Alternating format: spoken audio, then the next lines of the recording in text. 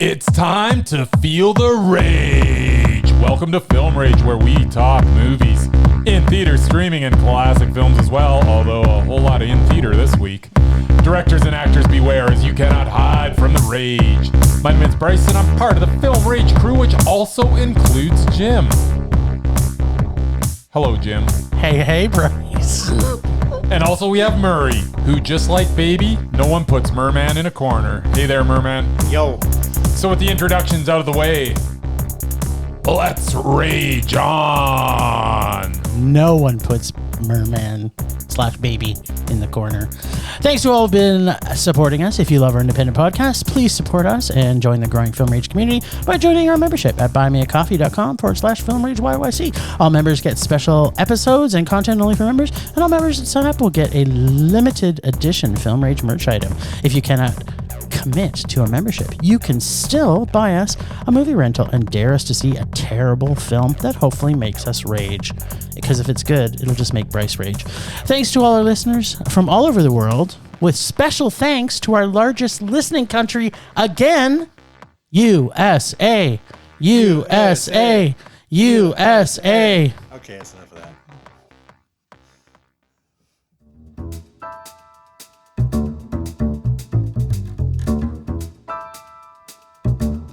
Movies are back at Canyon Meadow Cinemas. We are open for your viewing pleasure with great new films opening weekly. All health-regulated protocols are in effect for a safe and enjoyable experience. And don't forget, we should be your first choice for your next birthday party or special event. Can't make it to the cinema? We got you covered. Order concessions from our online store, and you can either choose curbside pickup or get them delivered via Skip the Dishes, Uber Eats, or DoorDash. For more details, go to canyonmeadowscinema.ca. Here at CMC, we would like to thank you for your continued support, and we are looking forward to seeing you at the movies.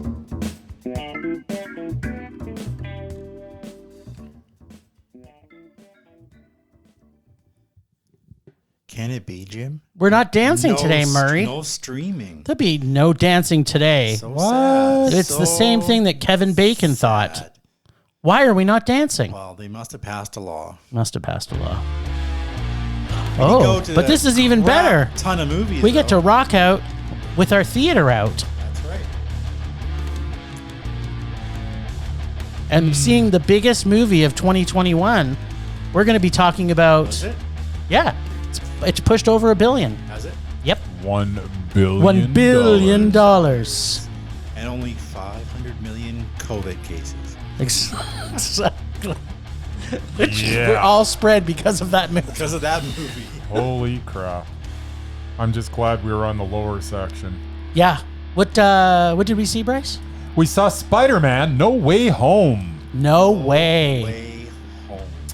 If ever there was a recipe for disaster, here it is. So many characters from different dimensions and timeless timelines crammed together in one movie had the potential to be an unfocused mess. Did we not learn anything from Spider-Man 3, where every supervillain under the sun was inserted into the film to disastrous results, as the script was unable to support the weight of so many characters buckling under its potential?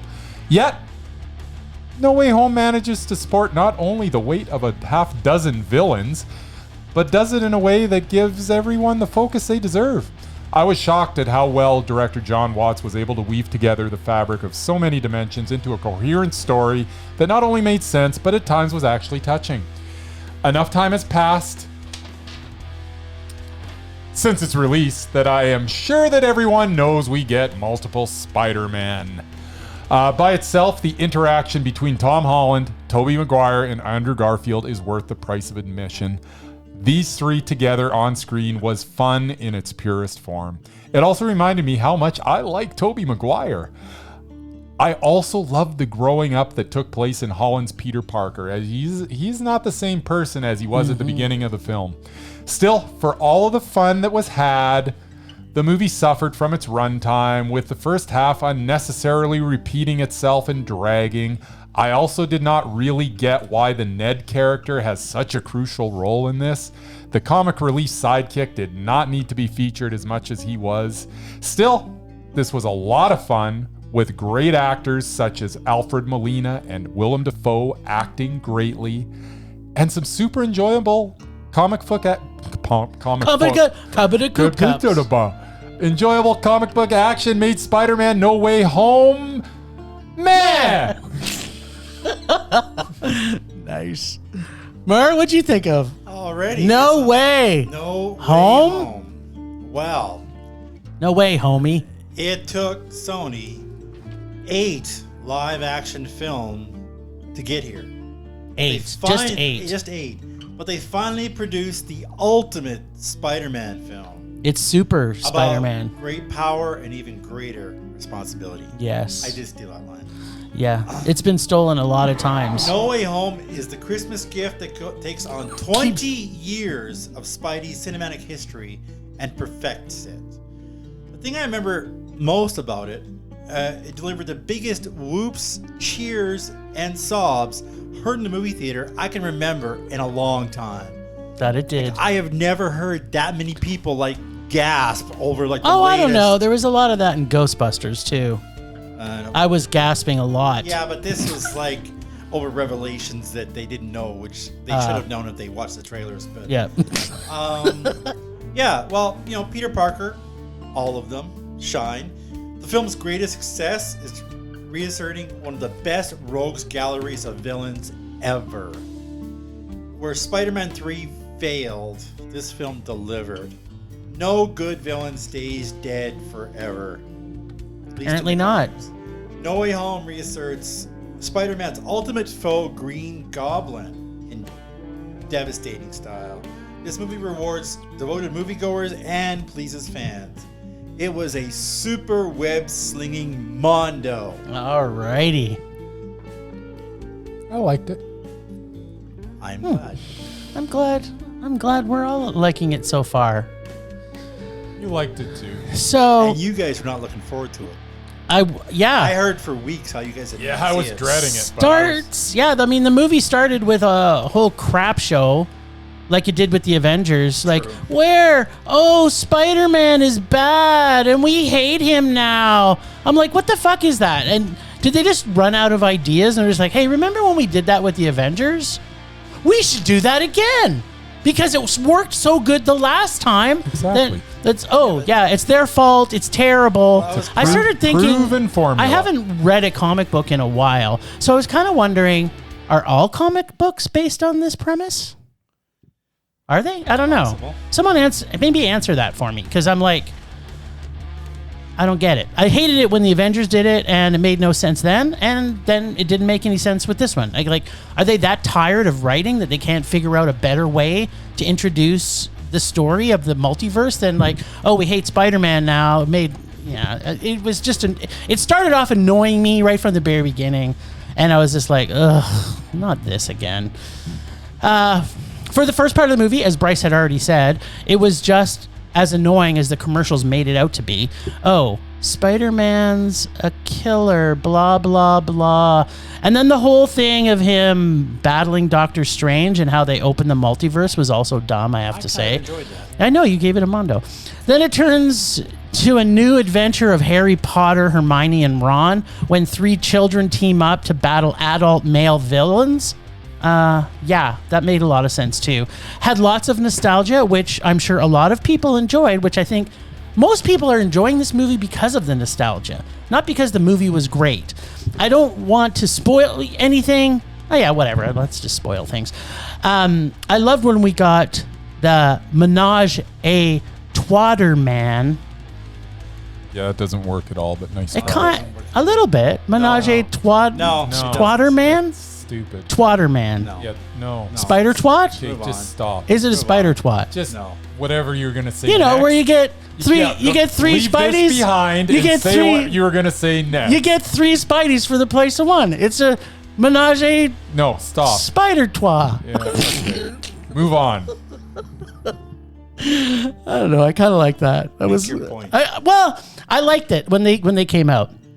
That part they did exceptionally well.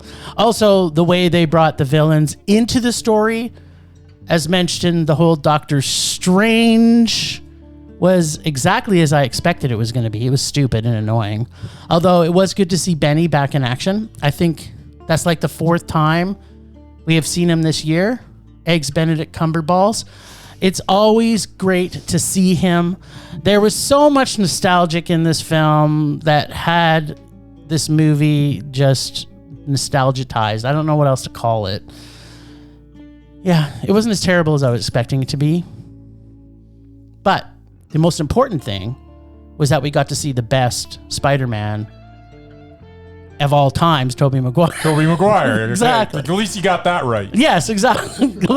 Exactly. Thank God they brought Tobey Maguire back. And I want to see now a new stream of Tobey Maguire. Wouldn't that be great? Good. His universe is the one I want to live in. We'll probably get a Garfield one, He's but too old. I don't think we're gonna get a Tobey Maguire one. I hope we do though. Well, What's wrong with fans are asking for Old Wolverine was like the greatest move, one of the greatest movies I've ever seen. Wolverine doesn't wear spandex in his 80s either.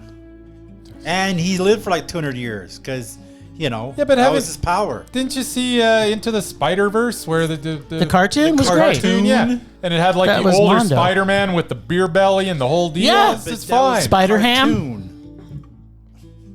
Can we unpack a few things here, though? Yeah, let's unpack some stuff. Okay. So, I'm just tired of superhero films. I don't know. I think it kind of just, I know maybe this doesn't count for Murray, but it's almost like our saying of it's a superhero movie.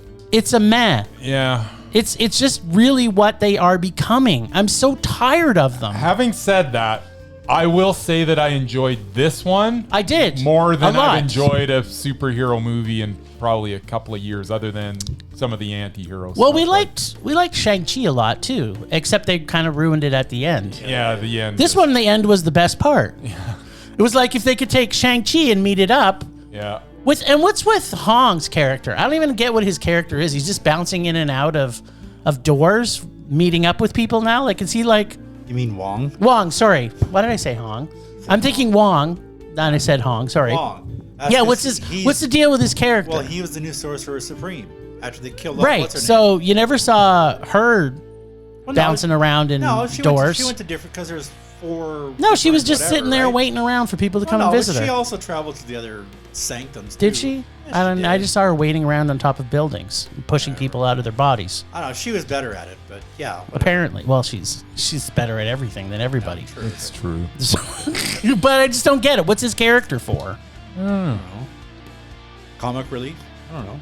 Like that's just to Bryce's point. They had the one Ned's character is like, Yeah, okay, Ned. whatever. What's he needed for?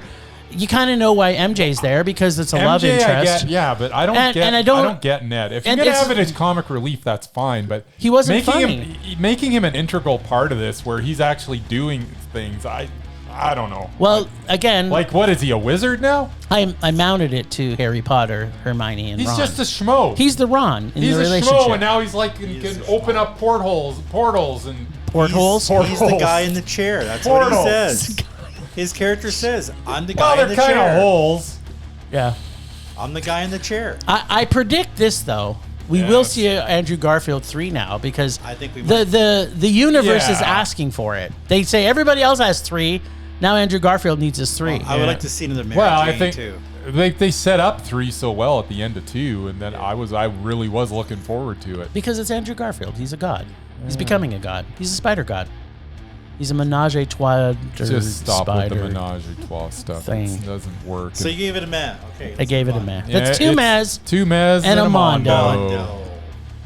I think it was actually a super Mondo. It's Yeah, a it web was- slinging Mondo. It's a wed slimmering Mongo. Yeah, it was meh. It's Mongo. All right. Move on. All right. Move on. We also saw a movie that there's a big weight in this Nightmare Alley. because if Murray really hated it, It's Nightmare Alley. it's going to mean Guillermo del Toro may come off the undoubted list. It's Nightmare Alley. Yeah. So the undoubted Guillermo del Toro decides this time he's going to spin another period piece.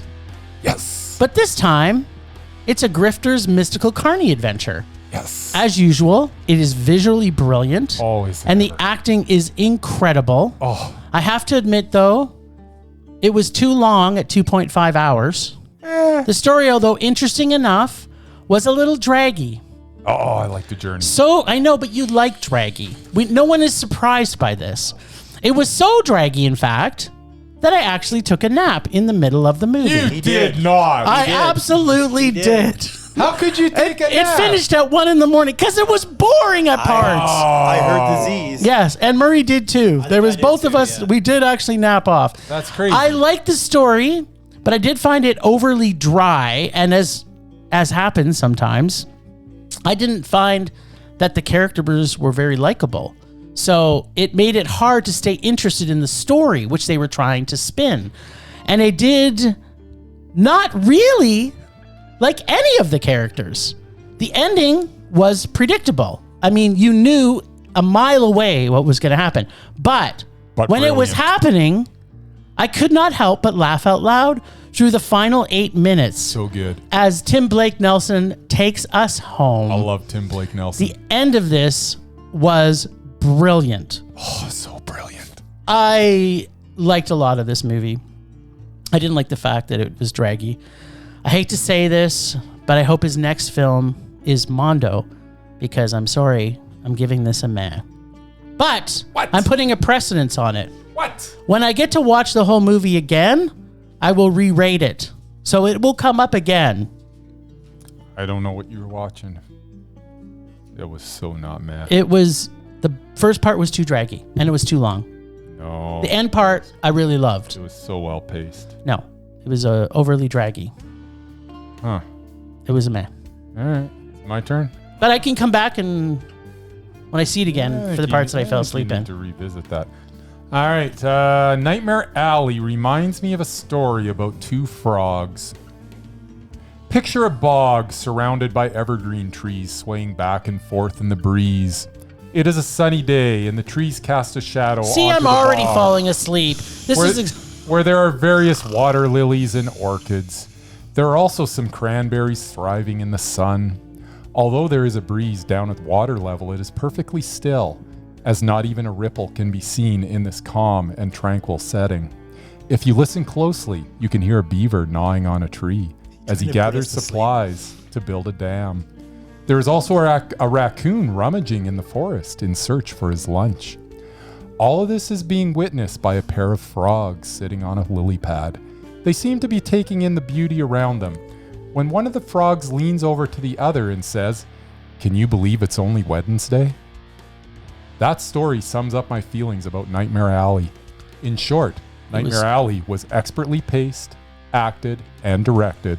Nightmare Alley was Mondo. So what you're saying, though, kind of in your story, It was nice which and was slow. your story was also draggy and slow. Yes, and the put me to movie, the sleep. first half of the movie was draggy and slow. It's right here. Nightmare Alley was expertly paced, acted, and directed. Right. But your So- story was so draggy. That Yes. makes it Mondo. Oh, right. That's what it was. Now, my story was just Drawn telling you the out. fact It that... was And a longer than parable. it should have It was been. a parable. I've heard it. So the story basically is just saying that there is a journey that takes place Yes. to get to the very last little bit Yes. where everything just ties together Yes. beautifully. It did tie together beautifully. I'll give Which you is that. which is what this movie was. It just needed to be 30 minutes edited. Oh no. Oh, No, yes. no. This was perfect. Yes. I Although I probably missed 15 minutes, so I might have to just watch that 15 I minutes. missed none of it because my eyes were glued to the screen. I could not look away. Could not look away? Not even for a second? I loved Nightmare Alley. Great. It was Mondo. I love Guillermo del Toro. I As wanted do to really I. love it. Oh, it was so good. He's undoubted. Yes, he Well, is. maybe until we find out what Murray had to say. What say you, Mur? Oh, is it my turn now? It is. Okay. I kind of want to hear another So parable, though. I was drifting off there. Well, his parable reminds me of another parable, or more like an old joke, where you get a couple of old farmers. They're sitting on the porch of the farm, and they're sitting around watching the cars rust. That's what that reminded me of. Old farmers like to sit around and watch the cars rust. And that's entertaining for them.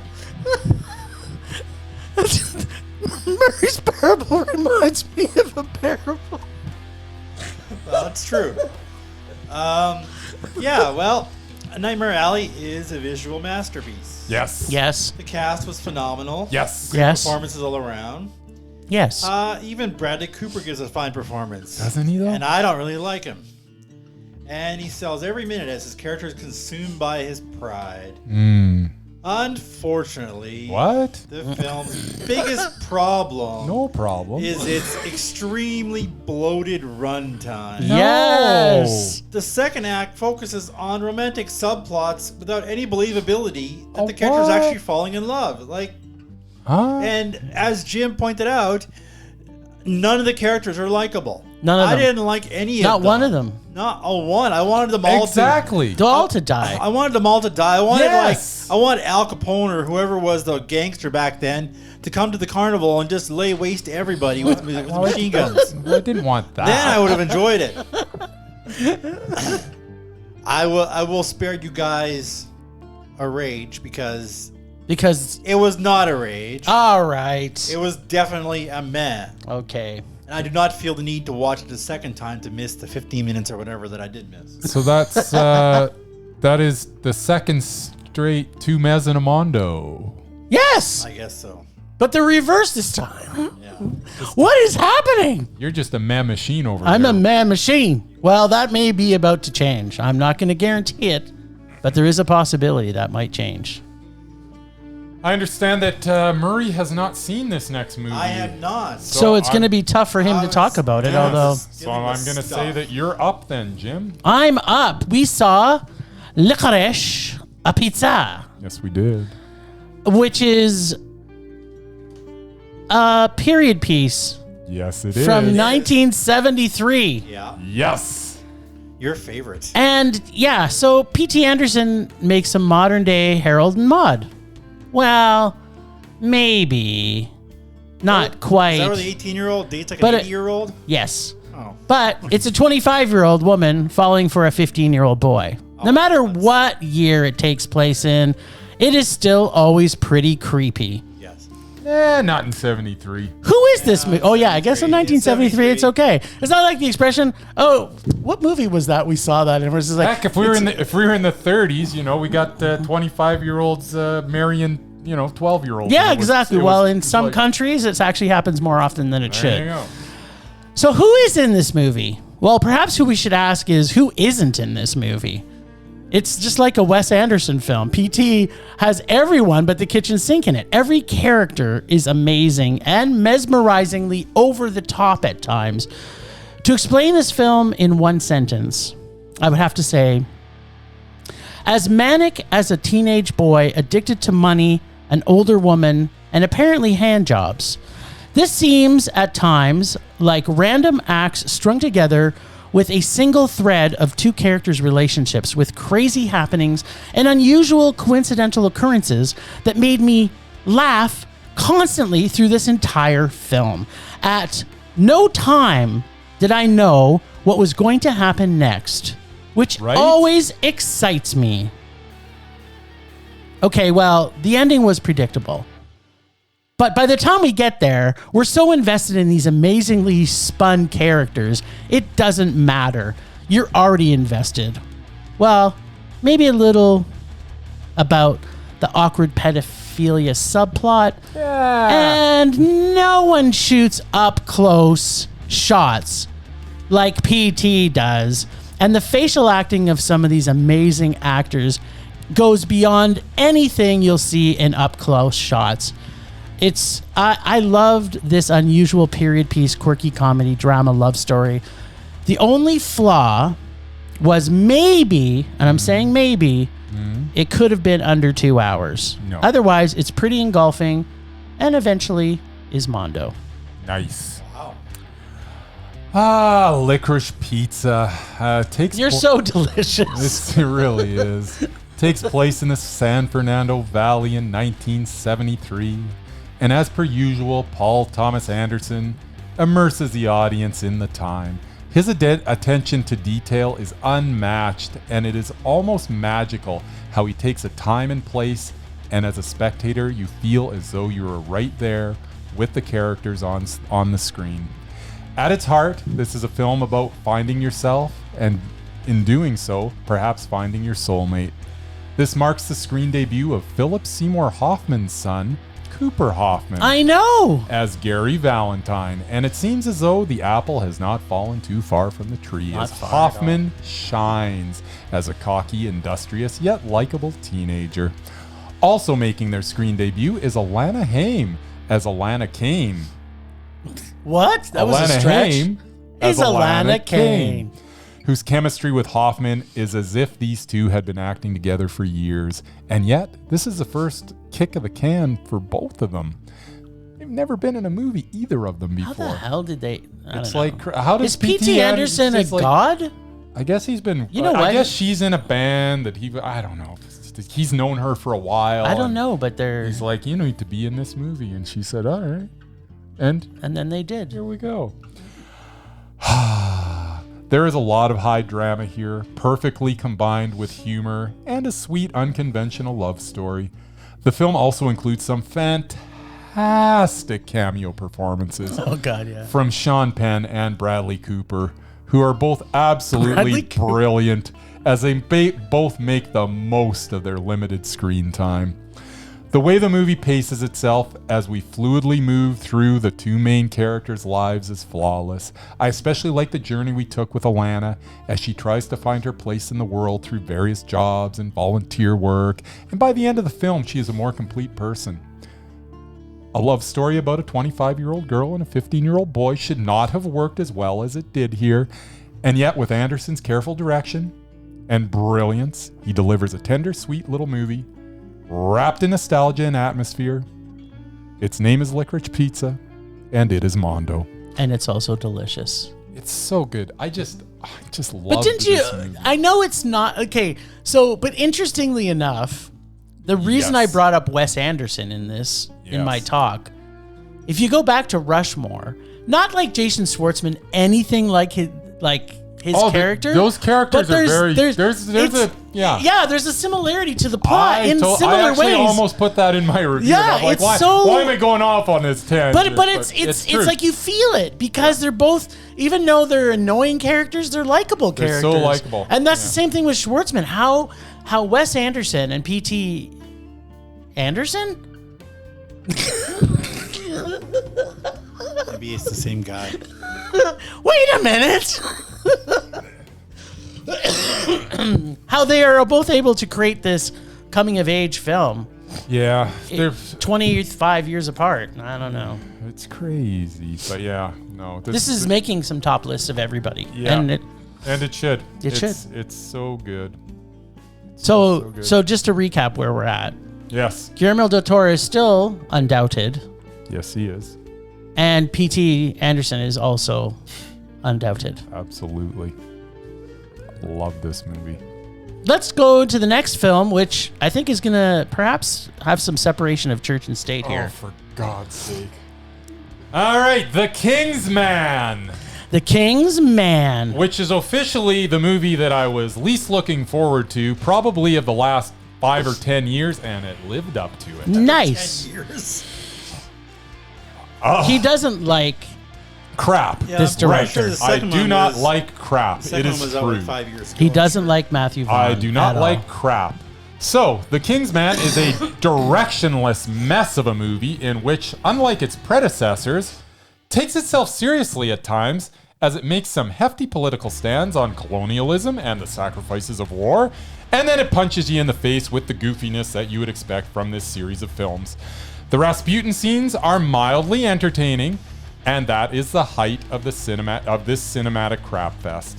The reveal at the end of the villain was anticlimactic and predictable. The action sequences were few and far between because, as mentioned, they tried to combine a serious war drama with a goofy spy thriller, which left giant gaps between the action. I am not a fan of this series, but if you are going to make this crap, then at least celebrate the crap you are making. There is nothing that should be serious in a Kingsman movie. Look, I love Ralph Fiennes, but not in this movie. I love Gemma Arterton, but not in this movie. I love Rhys Ifans. Okay, he was all right in this.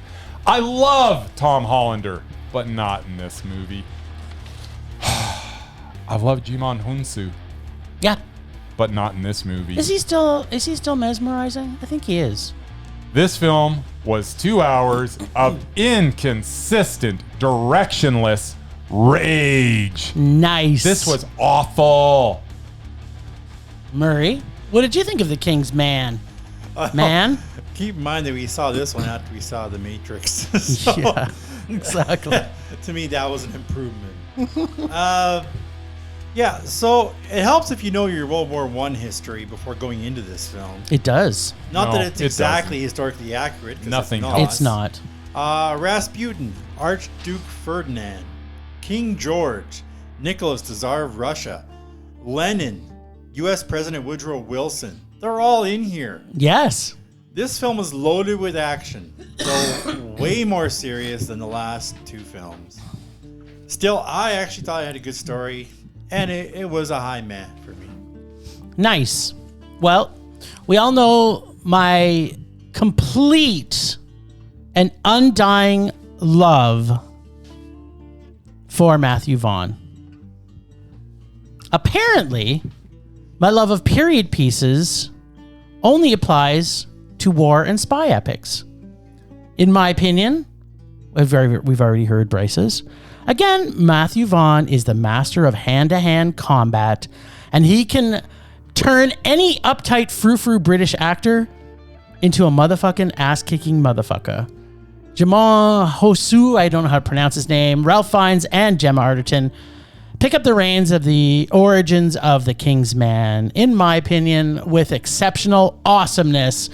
And just like every Matthew Vaughn film, as much as there is formula in this origin story, it also hits hard with surprises you won't see coming, and hits with some very tongue-in-cheek humor that kept me snickering all the way through this film. You laughed in this? I laughed a lot. Wow. Yeah, I did too. I laughed all the way through the Russian dance battle, the 1917 homage scenes, the sword fights, Rasputin. with a stabbing good time. This period piece war spy epic in Matthew Vaughn trilogy originator was Mondo. No. I loved it.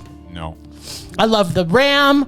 I knew exactly what he was going to do, and he came in just at the right time to do it. True. Everything about it was Matthew Vaughn done to the nines. Rhys Ifans as Rasputin was the only thing in this movie. He was brilliant. That had any substance whatsoever. Okay, hopefully people have seen the movie by the time they hear our podcast. But you can't tell me you knew that kid was going to die. No, and That was a surprise. But here's the thing. It was a huge surprise. I didn't care. Yeah, I know, because you didn't like it, so it didn't matter. To me, it was like, wow, this is a surprise. Why did I care? It was just more serious than the other two. That's all. It was awful. And during the Rasputin scene, I actually had the song in my head. Rasputin. Well, no, because it's like Russia's greatest love machine. There was like 3 minutes out of this movie that I enjoyed. 3 minutes. Nice. minutes. Since that's all it takes. If it was a 3-minute short, it would have been Mondo. Just that one scene. But it was not a 3-minute short. Okay, but I like how, everybody needs to realize that Bryce does not like Matthew Vaughn movies at all. Action movies. He's They're crap. no, he likes action movies. No, he doesn't. But he likes specific do. formulaic action movies What? that only he likes in a specific box it fits in. In this, it's Matthew Vaughn, and he doesn't like him. He doesn't like his style. He doesn't like his sure don't. humor. It's He not doesn't funny. like. He doesn't like. I will give you all that. Yeah, exactly. I do not like his style. Yes, His- I love his his style. 'cause camera it's angles kooky. and the way that everything It's moves. kooky it and is just wacky. annoying. It's kooky and wacky, and I still think the action shots he does are amazing. There's poopy. nothing better than the church. To this date, the church scene in the first Kingsman is beyond anything that's ever been filmed. Oh yeah, the first movie. Yeah, that one. Yes, and he Outstanding. puts a church scene in every movie, and it's yeah, just sure. it dials it up. It dials it up. I loved it. I love Matthew Vaughn, and I want him to continue to make more It was movies. enjoyable. I want to make Kick-Ass 3. That's what I want him to make. Is that what he made? I want him. Oh, God, I want him to bring please back. no. I want him to bring back Nick Cage as a zombie, and There you go. Yeah, he makes bad movies. he makes great movies. Just terrible. And it's a lot of it isn't all CGI, so which also makes it good. Wow. Whatever. Whatever. Shall we now move on to the the piece de resistance. The white rabbit in the room? The white, white is the white rabbit or the white elephant in the It room? was the white rabbit. Isn't it the white rabbit? I don't know. That would be There's the a lot song of that plays. there's a lot of white in this movie, so sure, why not?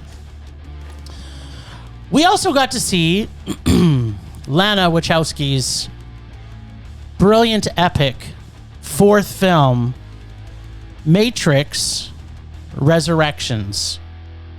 Is there Resurrections Or Revolutions, or just as Keanu Reeves called it. Resurrection? No, Resurrection. There's plural resurrections. Yeah. There's more than one There person is. that gets resurrected. Yeah. Okay. There we go. Is it so?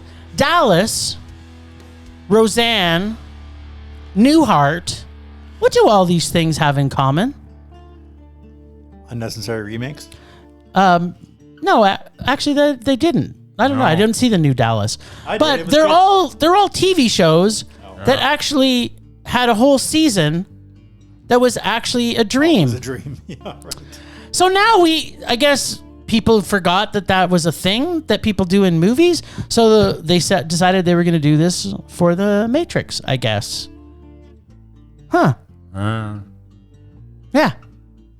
When I heard this was coming out, as most of you may or may not know, I am a huge Matrix fan. I am one of the only people that will admit on the face of the earth that I liked all three of them. And I thought they bookended nicely.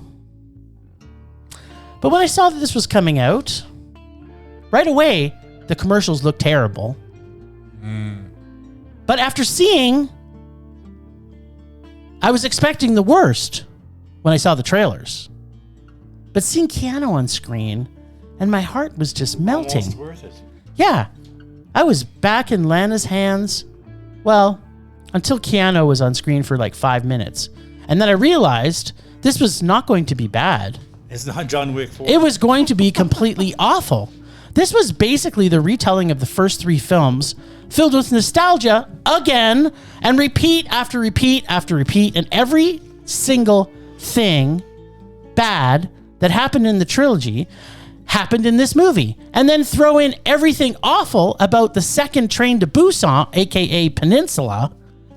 The fact that they came back and destroyed anything and everything I liked about the Matrix trilogy in one film that never needed to happen brought me to a level of rage that I never thought was possible for my man crush, Keanu Reeves.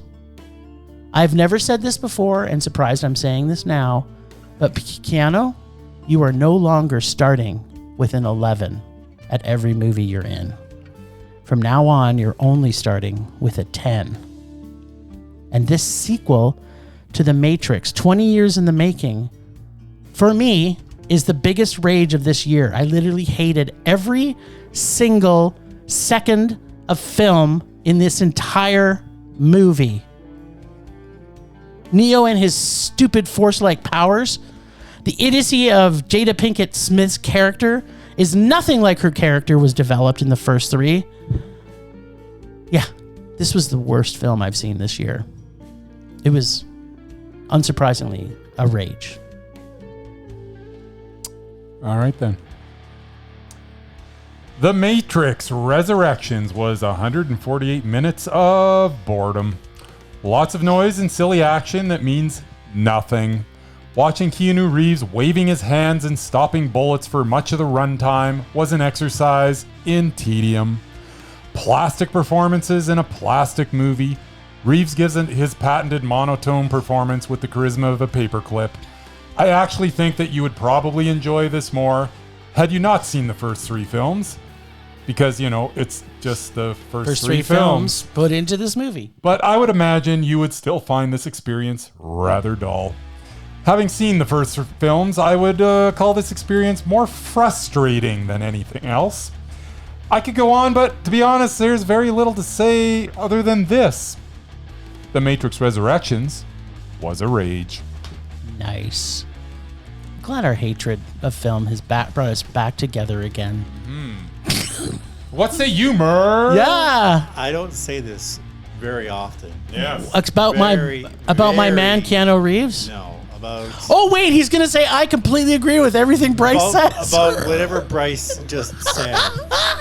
I actually agree with him. What? Wait a minute. I have only one comment. I'm about sorry, this film. I didn't hear that. Can you say that again? I agree with Bryce. Everything he just said about this movie. Wow. Mark this in our calendars. I have one comment about this film. Why was this movie made? No one knows the What answer to. was the point of I can it? tell you why it was made. Money. Besides Money. Yeah, but it took money to make it. Yeah, but Lana's last project didn't make a lot of money. Well, then she just flushed this down the rabbit hole too. Yeah, I don't know how well this is going to do. Well, sure, it was good to see Keanu Reeves and Carrie-Anne Moss kick ass again. But the first half of the film dragged on until we finally get to see Neo do his thing. I did enjoy NPH, Neil Patrick Harris. He was pretty good. At his finest, but did not like the new Morpheus at all. FYI, Lawrence Fishburne is still alive. I guess he just didn't want to be in this movie. He was smart enough not to put his name I into this also movie. didn't like the new Agent Smith. Who- Jonathan Groff, you are no Hugo Weaving. Hugo Weaving was probably smart enough to say, no, I'm not True. doing this movie either. And the end credit sequence was stupid. I will say it. It was stupid. Nice. I was going to give this a meh. What? For what reason? Because I like to be nice. Well, don't be nice, But Murray. That's you not know our what? jobs. You guys have convinced me. This is a rage. What? You know what that means? I don't have the button. Rage. Wow. Can we please talk a little bit more about this movie? Like, what the hell were they thinking?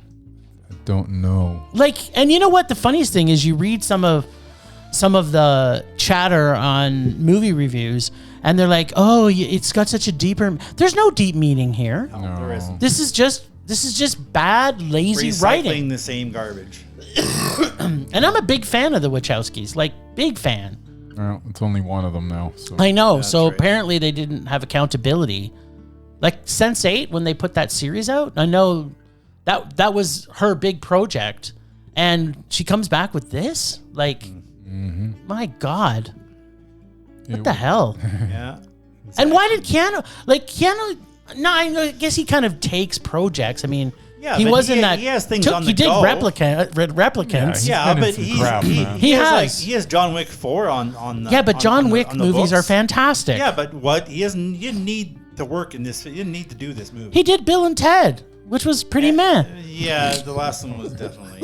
It was the definition of man, really. It was Yeah, kind of the it really definition of was. meh. But yeah, we did seriously, because I know when he's made when he made, I think it was Matrix 2. I think he donated his salary to some charity. Like he maybe he's doing that with this one. I don't know.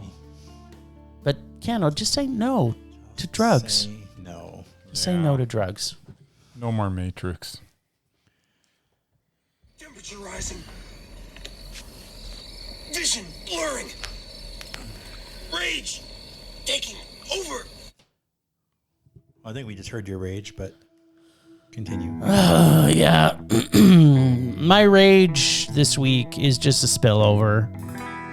I don't know why they need to make any more. It's just this one plus apparently for Bryce, maybe the Kingsman didn't need to be made. But it's just that I was a don't prequel. That's different. And even the Spider-Verse. I just don't. I'm so tired of sequels and prequels and wequels. I just want people to take original story ideas, perhaps, like Nightmare Alley or Licorice Pizza. Probably one of the most freshest ideas of a movie I've ever seen in the last 2 years. Well, maybe not. You're going to hear our top 10 next week. But it's just angering me that people feed into this. Like, is the regular listening and watching public, people who don't listen to our show, are they running in droves to see these movies? Like, I've heard so many people say that Spider-Man, whatever that movie was, Spider-Man's home way from coming home from the menage spider tropes, is the best movie that came out this year. I'm like, what movies are they watching? I don't get it. And I'm not looking forward to any other Marvel movies. Like, except for Morpheus, maybe, but that's because Jared Leto is so amazing. He may be able to carry that film. Love and Thunder. But what else is coming? Like, I'm not excited about. Thunder. Oh, is this the Thor? Taika Waititi. Okay, well then I'm looking forward to that. There you go. That'll be good. Will it? Hope so. I hope so. There's a lot riding on it. There's a lot riding for for Taika Waititi, because isn't it his 8th movie? I think so. It is. He can't go wrong. I can't imagine. No, he's a god. That's true. He made mistakes in acting choices. Well, it is a superhero, so it'll probably be meh. But yeah, but Thor was a Mondo. Yeah, So, it's possible. if anybody can pull a Mondo out, it's Taika. It is indeed. That's my rage this week. Stop making fucking terrible sequels, prequels, and wequels. All right.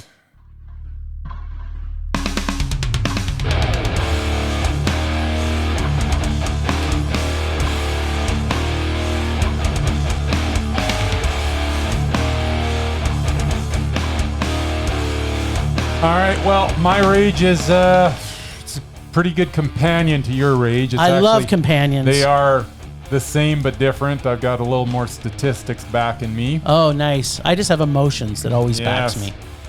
So there are 13 first-run movies playing at cinemas in Calgary this week. Of those 13 movies, Yes. 7 of them are either remakes or sequels. Fuck me now. 7 out of 13 are either remakes or How embarrassing sequels. is our society? This continues to make me rage week after week. Are there no original ideas out there? Over half of the films playing right now are unoriginal retreads, and that is a problem. From Spider-Man to The Matrix to the animated Sing sequel to a remake of West Side Story, which, by the way, I saw Oh, good. Please tell me more about that. and was a complete waste of time. Of course it was. To the unnecessary prequel to the Kingsman series, to the Ghostbusters and Dune, which I know you love Dune. You met it. And unoriginal content is dominating the theaters, and that is making me rage. 7 out of 13. So what are the 6 that are new? Do you know? Apparently your content's not fully loaded. Yeah, no, I don't have it off It's the not top of- Matrix Well, I Reloaded. could probably figure it out. With a Licorice Pizza, Nightmare Alley. Yes. That's 2, so there's 4 more. Journal for Jordan. Yes. Keep going. There's a lot of yamming going on. But we probably saw them all. He's got nothing. Well, except for Journal for Jordan, we have seen them all. No, it's true.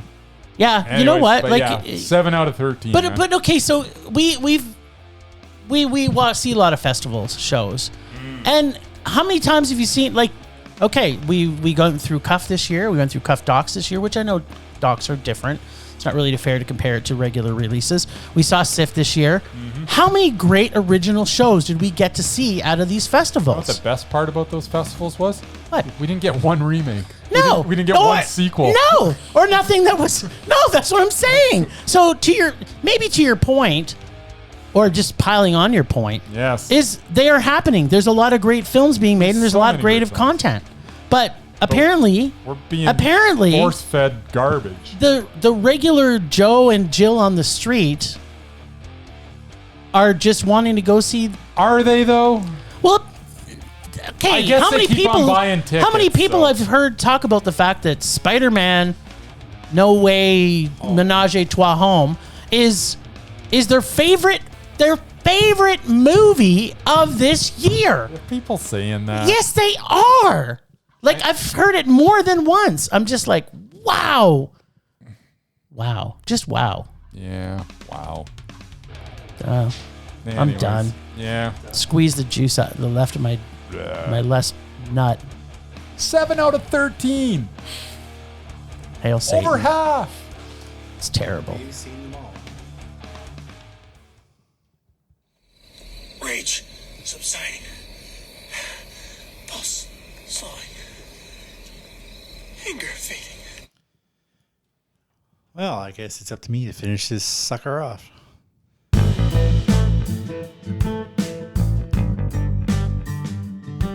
I have one last piece of Festivus/Krampus joy to share with you.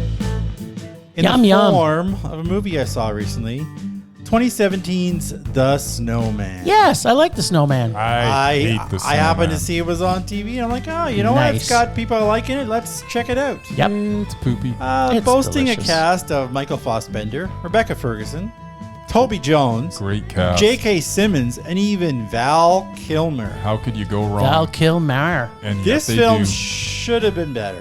It sure should have. Fassbender plays a was Norwegian mad. police detective trying to track down the Snowman killer. What a great name. Okay, first, the good. This film was shot in and set in Norway. Well, he's Norwegian. I'll so say it again. I would No, do that actually, too. he's German, but Norway. The scenery was gorgeous, even though it is not the first country you think of when you think of serial killers. It's what I Quote a think line of. from the film, "I need a case to work on," to which his captain replies, "I apologize for Oslo's low murder rate," Nice. which is pretty much the point of the film. yes. Still, lots of gruesome gore in this one. Yes. I mean, severed heads at the top of snowmen, Yes. cut off appendages. Yes. Plus, my favorite all-time Mission Impossible girl, Rebecca Ferguson, Num nums. who is as mesmerizing as they come. Fassbender's pretty good too. Okay, now on to the holiday turds. Uh-oh. As scary as this film tries to be, the scariest thing in the whole movie is Val Kilmer. Yes, he is pretty scary. Now, Kilmer was battling throat cancer at this point, but instead of recasting, they dubbed all 3 of his lines with another actor. Nice. He was just scary as hell in this. Thankfully, it was a very small part. Next, this film did have some tense moments that ended up being very predictable. I mean, I saw the And then identity some. of the killer like a half hour before the reveal. Like, it was not really a surprise. No. Also, to Jim's point, why the hell wasn't this movie made with Norwegian actors and subtitles? Thank you. There were 2 Swedish actors. The rest of them were American or English, and Fassbender was actually born in Germany. Oh, I wasn't talking about him. I was talking about Thomas Alfredson. He's also Swedish. Yeah, he is, yeah. I thought he was Norwegian. But that's close. Hmm. But Scandinavian. and from the director of Let the Right One In, I kind of expected better. I really wanted to like Yes. this film. I didn't, but it was It was a nice. meh. It was a nice capper to my craptastic holiday weekend. So It was a meh. It was definitely a mess. This was the. I this was- remember looking forward to this so much when I'm Yeah. like, oh, Thomas Alfredson. And a I was snowman killer. Let the right one in. This is gonna be so good. How could this miss? And then I watched it, and I just watched it with just a dumb look on my I think face. we made you watch it again too because didn't we? Wasn't he up for discussion that we were going to put him on the Yeah, well, undoubted list? you were like adamant about the fact that this movie wasn't as bad as I remembered it. and then you watched it again. Was worse. You were a trooper. You were a trooper. I don't normally say this. That was really big of you. Yeah, I won't be watching it a third time. That I can guarantee. Unless somebody puts it in their bag, maybe. But yeah, I was so looking forward to it. Someone's going to put it in the tear bag. All right. Well, looks like that's all we got. Well, yeah, except just Except- to let everybody know, next episode is still coming next Wednesday. But we have a special end of year. We've got our Mondo 10 and our Rage 5 for the year. Plus, we will be handing out the Film Rage Awards for 2021. That was the year. That we will be giving out the awards, singular. There'll be 3 awards given, and that's it. I'm giving out 3 awards. Nope, you're giving out 1. Murray's giving out 1. And I'm giving out one. I'm giving out 1 for how many categories? All categories. It's just category. Okay, all the Bryce categories. Film Rage Award. So That's I'm going it. to be giving out how many then? Like 15? 1. Just 1. I don't understand how that works. There's no It's- banquet. There's no it's- free booze. Yeah, there's no banquet or free booze. So I have It's to pick one. something? Like I got to give something for best cinematography You're just and that's giving. it? You're just giving the Bryce Film Rage Award. Uh-huh. to 2021 blank. To blank for something. Maybe it's a film. Maybe it's a person. Maybe it's performance. Maybe it's a cinematographer. Maybe it's a puppet. Maybe it's it could be a puppet. What about if I gave one for each individual? That's not how thing? it works. Can't do it. This is not what Film Rage does. We don't believe in award shows. We only believe in us. That's right. And thanks, Ragers, for We should listening. get a T-shirt made. We don't believe in award shows. We only believe in us. Well, thanks, Ragers, for listening. Some super rage love to our members, Julian from It Goes Down in the PM podcast, James and Philip, for their continued financial more support to our extended Film Rage family. You can find them on our show notes. Find us everywhere at Film Rage YYC. Follow us on audea.io / and search Film Rage YYC for bite-sized film reviews. Check out everything Film Rage at filmrageyyc.com, including our merch site for Redbubble and TeePublic. And I think there may be even some stuff on sale. Buy your grandma a t-shirt that says, what's our slogan now? We don't believe in award shows. We just believe in us. We are always wanting to make this a raging blast for all listeners, so please comment, like, and subscribe, and send us emails or hate mail if you really loved Spider-Man and The Matrix from this week. Dare us to see terrible movies like The Matrix 4 to fuel our rage, but no matter what you do, please make us rage. Yeah. Please do that. That's it for this week. Rage on. Rage on.